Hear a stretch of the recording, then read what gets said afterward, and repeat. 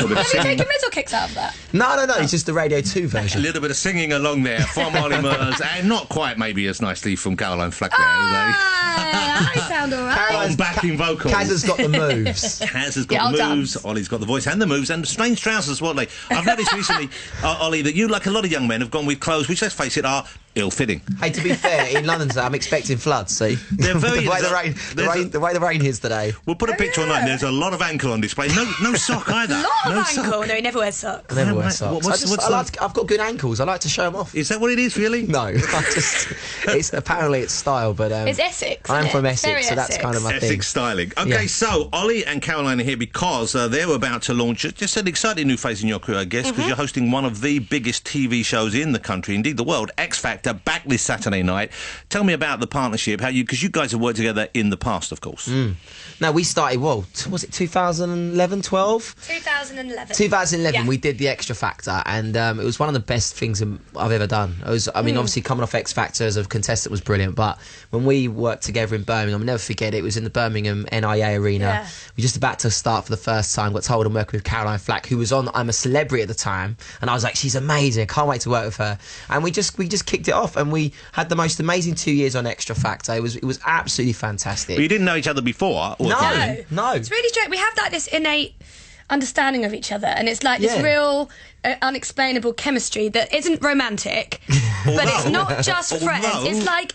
I don't know what it is. It's weird, isn't it? Yeah. What? Although you had expressed an interest in him when he first appeared on the X Factor, I believe. Yeah, this is quite embarrassing. But however, I was sitting at home. You said because our fans keep retweeting it the whole time. I'm not going to delete it. I'm keeping it up there. You can't I once delete it. fancied Olly Murs, but then I met you. Hey, Since you met me, it just changed. Didn't we all once fancy Exactly. Olly? I mean, it's like, Thanks, mate. But no, we honestly, we started working together then, and it's just been amazing. We've had a great friendship, and we love working together. And obviously, to get the call from Simon for us to do the main show was unexpected. To take Dermot's mantle was always going to be tough, but we love it, and the show feels great. The nice thing, of course, is, if they just asked Dermot to go, because he'd done it fantastically, of course, made the show very much his own, although no one is bigger than the show itself. But if they'd replaced him with one other presenter, then it would have felt weird, I think. But this will be a whole different dynamic and a whole different experience, of course. And I guess they're looking to you to bring something different to the show. The whole show is being revamped, it seems to me, if that's the right word this year. Have you been given guidance to what they're looking for, or are they just kind of unleashing you and letting you be yourselves? Yeah, but they've unleashed us a little bit, haven't they? Because I kept saying, are we doing anything wrong, anything right? Like, you're fine, just keep doing what you're doing. I'm like, okay. But the whole I watched the show last night, and it does feel really different. And actually, weirdly, I thought, where's Dermot? Yeah. So you do kind of, but it's different. There's no voiceover. We kind of narrate it as it goes along. So well, the nice thing for Dermot is Dermot can watch it with the rest of us now. It's like, I know from my own experience, when you move on from a show, sometimes it's nice to see someone else doing it. Okay, so it's a fun thing. I'm sure he'll enjoy it. But I think one thing I've noticed that we've, like, say, Simon especially, he hasn't been as nasty as I think in previous seasons. Like, I feel like he's looking at us and everyone else on the panel. He's feeling like, we've got all these young people around him, you know what I mean? And it's kind of just giving the whole show a different gear, I think. Well, he's a daddy now. Maybe that's calmed him down a little Exactly. bit. Maybe it is, actually. Maybe it is that. He's got. I didn't realise he was so funny. He's so funny, He is isn't really he? witty. The first question I asked him was ridiculous. What did you ask? This They is didn't the put it in the best. show. They didn't put it in the They show. will, I swear they What will. did No, you they ask? didn't. They didn't put it They in. didn't What put was it it? in. What was it? So the first thing I said to him on the first day of the first filming... This is when you're filming on Yeah, stage, the so first thing I We've ever just said... signed our contracts. We turn up, Caroline, we were walking down the corridor, they said, right, you're interviewing Simon, and Caroline then asks this question. After 12 years of the show, do you think you've rinsed all the talent in the UK? His face went almost... He was like, what kind of a question is that? And then turned his back on me, and I thought, I'm sacked. Hold it, Caroline. rinsed. Let me just check, because I'm not familiar with the vernacular of the young. Rinsed means have you used up? Yeah, is it all gone? Not have you ruthlessly exploited. So it wasn't a point in dig. As in, has it all gone? No, and then- Which it most certainly hasn't. And you know what? Then that was kind of like, I don't know, that The stupidest question of all time. Well, it's a stupid question now because this year, this first episode, which people are going to see at the weekend, and Caroline touched on it earlier. We watched it all last night to kind of get our teeth into it and see what it's all about. And it is unbelievable, the talent on the show, because obviously this year we're giving the chance for everyone to tweet and to pick the category for the judges to have this year. So the audience get to decide who takes the oldies, who takes the youngies, who takes the boys, and who takes the girls. Yeah. Yes, so it all happens on Twitter this weekend. So once the show's finished, so this show almost is not packed full of all the talent, but it is showing each category and how strong it is this year. Yeah. And so it gives people an idea of which judge wants what one. And so it's going to be really interesting to see it, well by Tuesday, which is the cut off Twitter, to see who actually gets the pick, who gets what category. So it's going to be awesome. So the acts you've seen so far, you're obviously impressed by the quality. One of the things we enjoy watching, and you know this, is sometimes people come out who are a little bit, shall we say, self-delusional.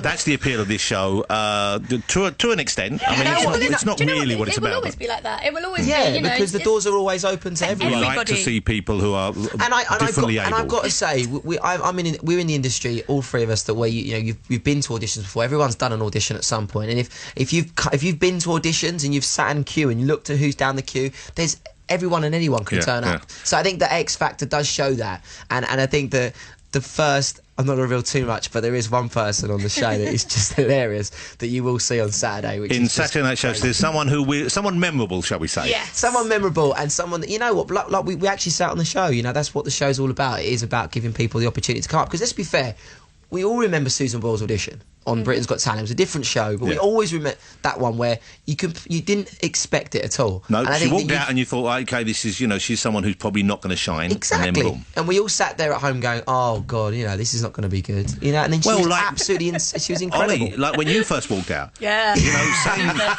Exact same feeling. I agree. Everybody had that. We're going to take a break. Let's play a bit of music. We'll chat more to Olly and Caroline after this one from someone you might have heard of. I suspect if he'd have gone on the X Factor, he might have made it through the boot camp.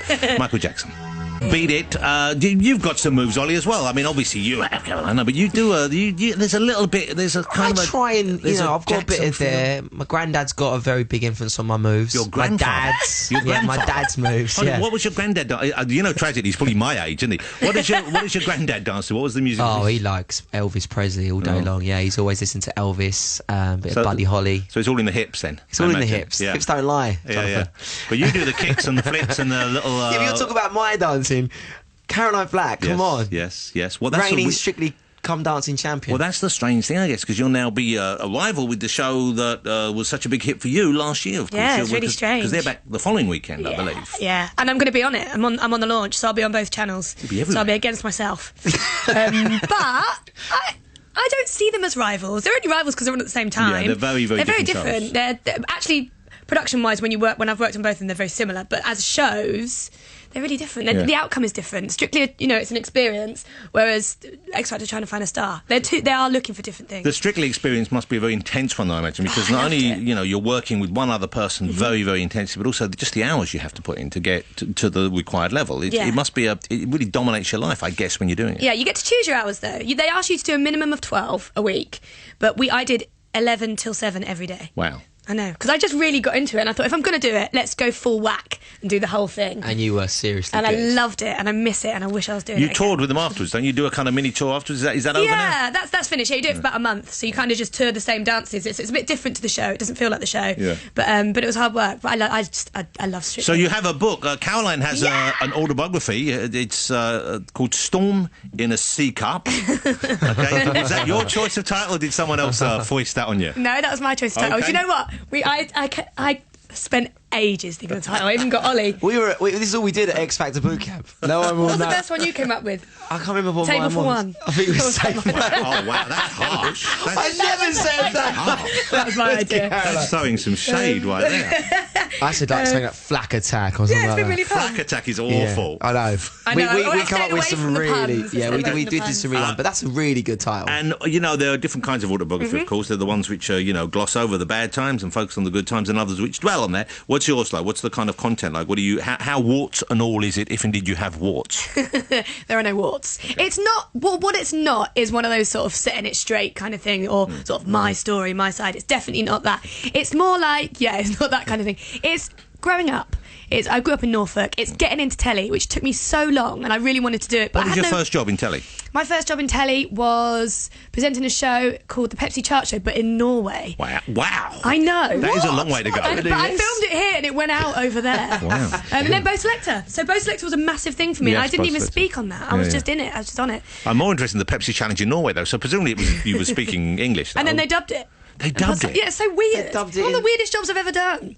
Wow. And then I've done loads of funny little jobs, but they've all kind of led to better jobs each time. And it's just an insight to what it's like being a woman, working in TV, living kind of half your life sort of in the media, but most of it's not. And have you noticed a change in the way women are treated, not so much in society, but in TV now? Because it seems to me like there is a greater degree of awareness about representation, about diversity generally, and about the treatment of everyone being on a level pegging. Am I right in thinking that things are changing? I think in TV it definitely is changing, and work-wise, but as far as the media are concerned, no. I think women still just get such a hard time, you know, especially with things I was talking about earlier about women's weight. It's news when someone puts on weight and when you lose weight, and you've obviously got a problem if you do lose weight, and getting older. Yeah. I mean, you never get a picture of Olly and Simon stood next to each other and comparing their outfits, but you will get, oh, look what's happened to her face. It's constant, and I just think it needs to stop. Do you think, and I'm not trying to make excuses, do you think in some ways women are their own worst enemies sometimes, though, because there seems to be like a lot of the magazines which are aimed at women, which seem to particularly delight in that kind of looking and analysing and poring over? Yeah, I don't think you can blame it on anyone in particular, because it is men and women that do it, and I'm sure it is. Sometimes it's women on women, which is even weirder. But I just think it's a really strange fascination people have with women's bodies, faces, ageing, all that kind of stuff. I'm quite interested in Simon Cowell's body, though. I mean, because his cleavage is off the leash these days. Yeah, he looks good, you know. Is he keeping the shirt done up, or is he giving you a little look at the chest? He's competing with Rita. No. Well, I think I know who's going to win. How are the new judges? How's the chemistry between them? Have you seen? Because they're there for the auditions as well, of course. But they will come into their own. You know what? Actually, the judges, I didn't. I'll be honest with you. When you put the lineup together, you're like, how's this going to work? You know, how is it going to blend? I mean, that's probably the first thing that Simon thought. God, I've put my neck out here. I've got Rita. I've got Nick. You know, I've got Cheryl back. I really hope this works. And I think deep down, we all hate to say it, but Simon always gets it right.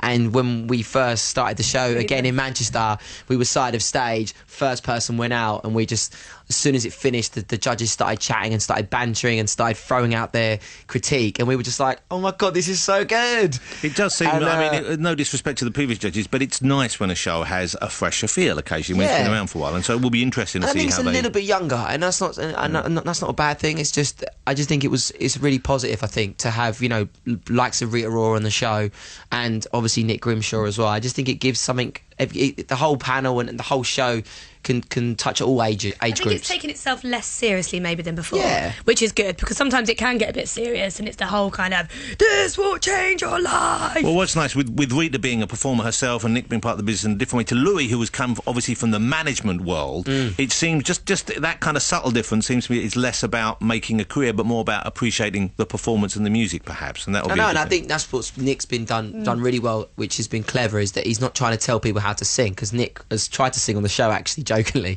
and he can't sing, but he's been really constructive and saying, you know, I work in music, you know, I know what people will listen to on the radio, and I know that that voice would sound brilliant if I had your CD tomorrow, it would be brilliant. So I don't think he's trying to be someone that he isn't. He's just being himself. And you forget as well that he's a TV presenter. He's been in TV for a long time. He's been in he's one of Caroline's best friends, and they've known each other for years. Is there rivalry between you and him as to who can get their hair the highest? Because you're a good 2.5 inches, but he goes up to about 6. I mean, I would probably say that Grimmy's got more hair than me. Yeah, you see him coming through a crowd, it's like a shark. You just see the fin appearing above the sea of heads, and you know Grimmy's in town.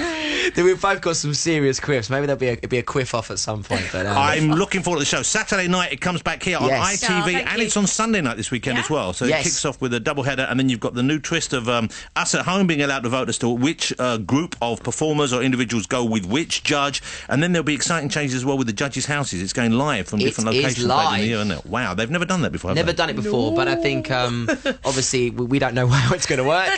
It'll be basically, we don't get a holiday anymore.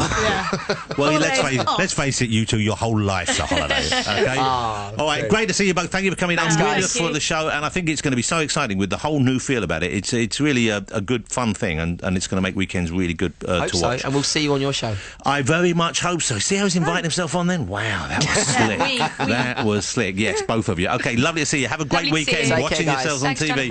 Here's a little bit of Kerry Watt for you.